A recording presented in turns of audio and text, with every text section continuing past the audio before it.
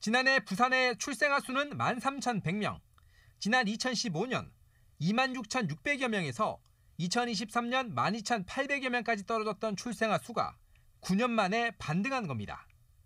하지만 부산의 출산아 수 증가가 다른 지역에 비해 부진한 점을 주목해야 합니다. 지난해 상승률이 대구 7.5%, 인천 11.6%였고 합계 출산율이 전국에서 가장 낮다는 서울마저 5.3% 증가했는데 부산은 1.5% 증가에 그친 겁니다. 이는 결혼 정년기인 청년층 인구 유출이 부산이 타 지역보다 많다 보니 혼인 건수 증가에서도 출산율 상승에서도 한계를 보이고 있는 겁니다. 청년 유출되는 것은 부산의 지속 가능한 산업 경제적 기반이 매우 취약하다. 이런 것을 이제 일종의 반증하는 것. 출산 지원과 대책을 아무리 강화해도 일자리를 찾아 부산을 떠나는 청년이 많으면 반등했던 출산율도 다시 낮아질 수밖에 없는 상황입니다. 다양한 출산 지원책과 함께 청년 인구를 붙잡기 위한 대기업 유치와 양질의 일자리 육성 등이 부산에선 무엇보다 중요한 과제인 겁니다. 네, 정말 오랜만에 반가운 소식이죠. 부산 합계 출산율 9년 만에 무려 증가했다고 하는데, 자, 부산 출생아동 어느 정도입니까? 네, 말씀 주신 것처럼 반가운 소식입니다. 24년도에 부산의 합계 출산율은 이제 0.68명으로 이제 전년 대비 소폭 상승했고요. 출생아 수도 전년보다 197명 는 수치라고 합니다.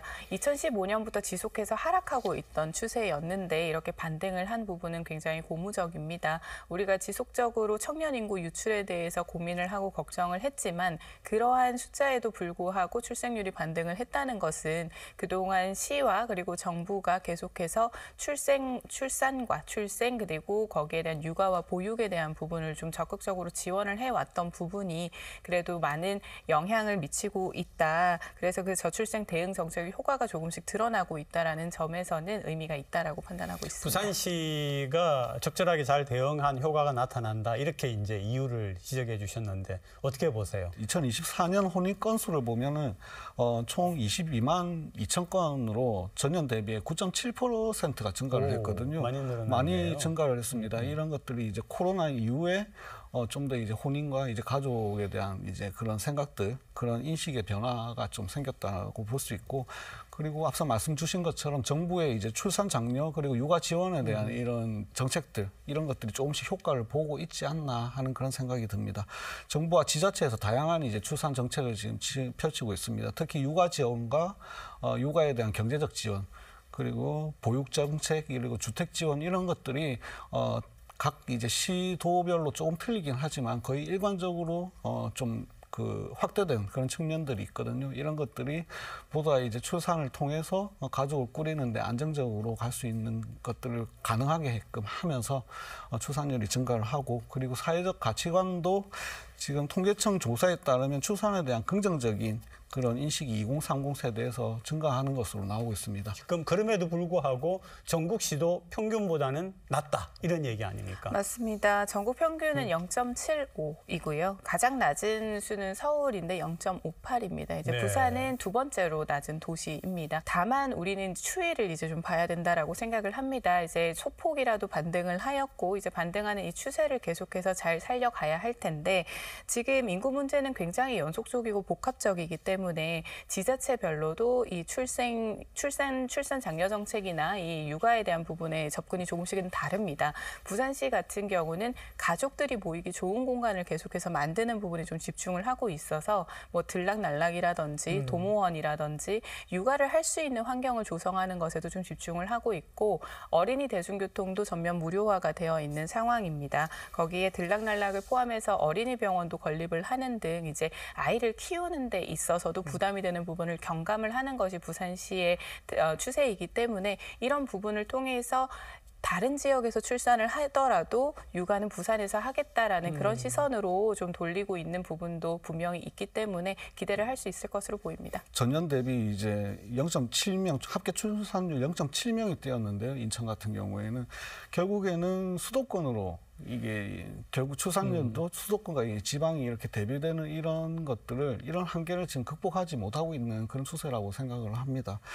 부산 같은 경우에는 인천이 지금 작년과 전년도에 청년 인구가 48만 7,800명인 반면에 부산 같은 경우에는 전년도 48만 7,700명.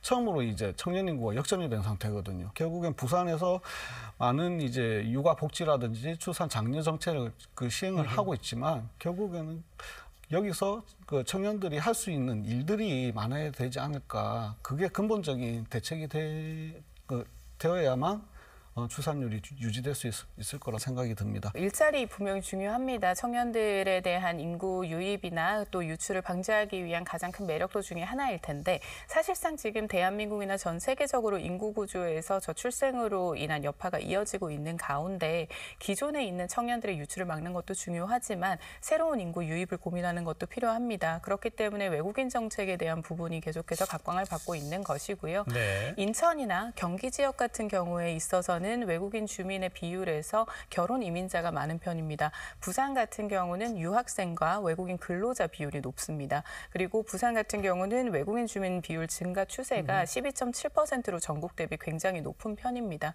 그렇기 때문에 검증되고 또 함께 할 수 있는 외국인들과 유치해서 정착으로 그리고 통합하는 정책들을 좀 고민을 해야 이 부분이 좀 총체적인 인구 정책으로 이어져 갈 것으로 보이고요. 결국은 도시의 매력도를 높여야 합니다. 삶의 질이 높아지고 도시만의 우리 부산만의 독보적인 브랜드 가치로 그 매력도를 높여야 유입이 이어질 수 있을 것입니다.